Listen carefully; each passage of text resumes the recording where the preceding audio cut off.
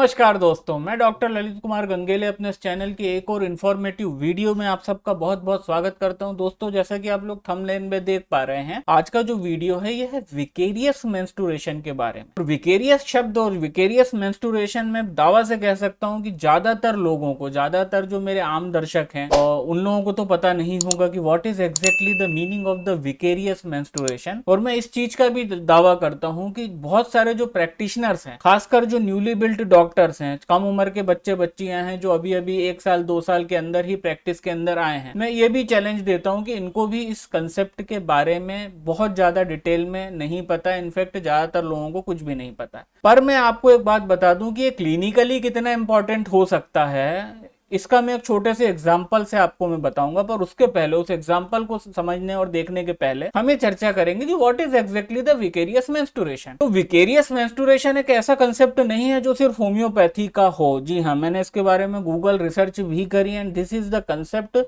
Which is acceptable, और उसकी presence है आम दुनिया के अंदर भी। मतलब जो एलोपैथिक वर्ल्ड है, एलोपैथिक वर्ल्ड और जो फिर मॉडर्न मेडिसिन सो कॉल्ड जिसको हम बोलते हैं, वहां पे भी ये कंसेप्ट है। तो अब एग्जैक्टली विकेरियस मेंस्ट्रुएशन होता क्या है? When ever during the days of the menstruation, मतलब वो जो दिन होते हैं जिसके अंदर मासिक धर्म या फिर महिला को ब्लीडिंग होती है, 25, 28, 30, 32, what ever the days it is, उतना साइकिल कंप्लीट होने के बाद अपन जैसा कि जानते हैं कि हर महिला को ब्लीडिंग के डेज होते हैं, 4 से 5 दिन उनको पर वजाइनम मेंस्ट्रुएशन साइकिल के दौरान ब्लीडिंग होती है। तो जब वो ब्लीडिंग गायब हो जाए, मतलब डेज तो आ गए कि उनको पता है कि उनका 15 तारीख को मेंसेस चालू होता है, पर उनको 15 तारीख को मेंसेस चालू नहीं हुआ। इनफैक्ट 15 से 20 उनका डेट रहता है, इन डेट के अंदर उनको मेंसेस नहीं आया। बट इंस्टेड ऑफ मेंसेस की जगह that lady having the some sort of bleeding from any other orifice of the body, that is what is known as the vicarious menstruation. मतलब पीरियड का time आया पर vagina से blood नहीं निकला, जो ब्लीडिंग होती है पर वजाइनम ड्यूरिंग द मेंस्ट्रुएशन, उसकी जगह वो नहीं हुई और उसकी जगह बॉडी के किसी और पार्ट से ब्लीडिंग होती है, that is what is known as the vicarious menstruation. और वो जो दूसरा पार्ट होता है बॉडी का, जहां से इनको अमूमन विकेरियस मेंस्ट्रुएशन की जो पेशेंट्स होती हैं, उनको जो वो दूसरा पार्ट जहां से ब्लीडिंग होती है, दैट इज द नो, मतलब इपिस्टेक्सिस इंस्टेड ऑफ द मेंस्ट्रुएशन। की मेंस्ट्रुएशन साइकिल चल रहा था, साइकिल के अंदर ब्लीडिंग वाला फेज आया, ब्लीडिंग का टाइम आया, पर ब्लीडिंग वहां से नहीं हुई, वो नोज ब्लीड हुई या फिर उनको कई महिलाओं में ईयर ब्लीड भी देखने में आता। तो वजाइना से ब्लड मेंस्ट्रुएशन साइकिल के दौरान ना आना और उसकी जगह नाक से खून आना, this is what is known as the vicarious menstruation. अब इसका क्लिनिकल इंपॉर्टेंट क्या है, ये इतना क्या वो इंपॉर्टेंस है इसका इंपॉर्टेंस ये है जिसको मैं आपको एक अपने एग्जांपल, एक अपनी स्टूडेंट के केस के एग्जांपल को देके बताता हूँ। मेरे पास एक स्टूडेंट है जो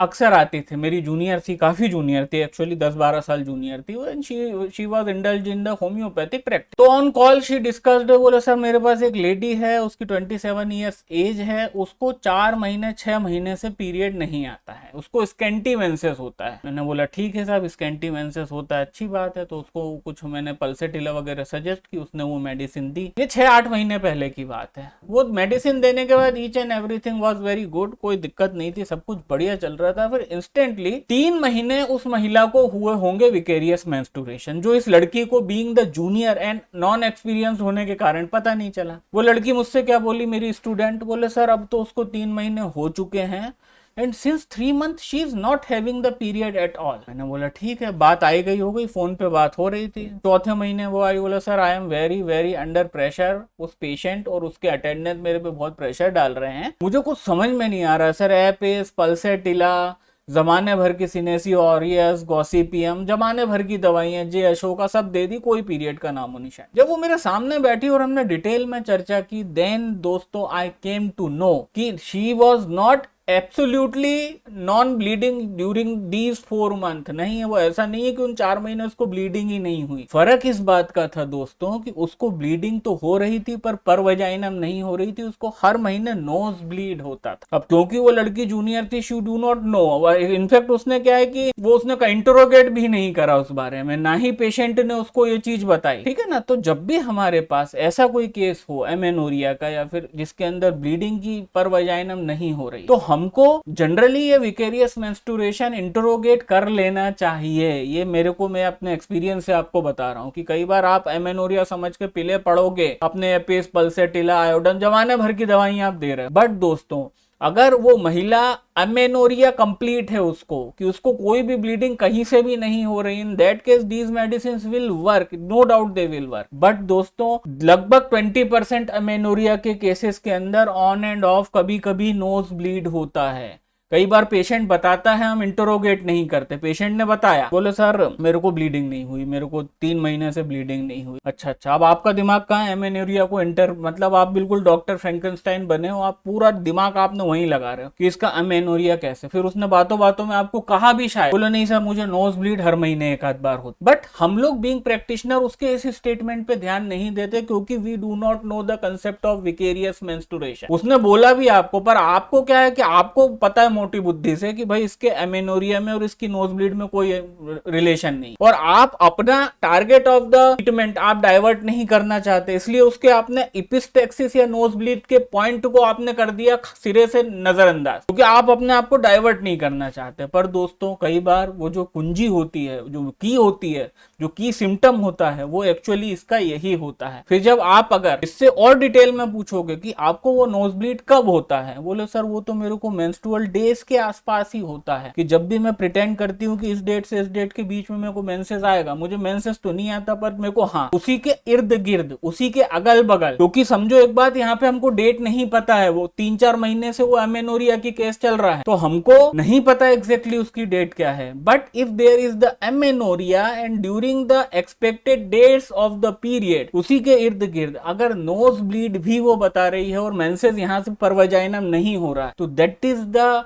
very ideal case of the vicarious menstruation. और दोस्तों, इस केस के अंदर अगर आपने वो मेडिसिन नहीं दी जो रिपर्टरी के अंदर लिखी है on the vicarious menstruation, then I afraid आप दुनिया जहान की दवाएं इस महिला को दे देंगे, she will not going to get cured 100%, वो सही होगी ही नहीं। आप कितना ही पत्थर पे सर मार लो, जमीन पे सर मार लो, आप कितनी ही मेडिसिन के साथ R&D कर लीजिए, वो नहीं ठीक होगी। This is what is known as the vicarious menstruation. अब हम आते हैं सीधे सीधे इसके होम्योपैथिक ट्रीटमेंट पे। The 2 most important medicine indicated in the case of the vicarious menstruation are, the first one is the Brineia। जी हाँ दोस्तों, आपको इनको देनी है Brineia 30 पोटेंसी में 4-4 गोलियां दिन भर में 3 बार। And the second medicine will be the Phosphorus 30, Phosphorus 30 potency में 4-4 गोली दिन भर में 3 बार। इनको ये 2 दवाएं आप कम से कम 1 महीने तक दें, और फिर आपको देखना है कि during the next expected date of the menstruation whether the bleeding is going to